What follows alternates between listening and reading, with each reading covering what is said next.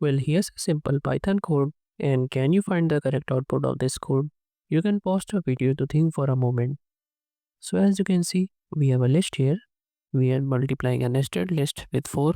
Then we are changing the second zeroth element to 7. So the correct output of this code is 7777. Well, if you didn't understand this code, let me explain. So this is the code, and here this part will become simply 1, and then there's 1 again, and then there's 1 again here, and there's 1 again here. So this was the list, and here we change the second zeroth element to 7. But this is where it gets tricky. What happens is that these 4 lists which are created, they are actually referencing to the same list. That means in the memory there's only one, and these all are replicated from this R.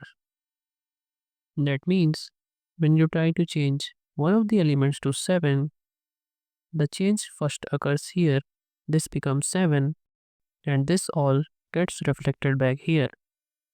So the new list will become like this: 7, 7, 7, and 7. Even here, if you have wrote this part, if you have wrote 0, 1, 2, or 3, it would give you the same output. And I recommend you to try this code by running this in your Python IDE.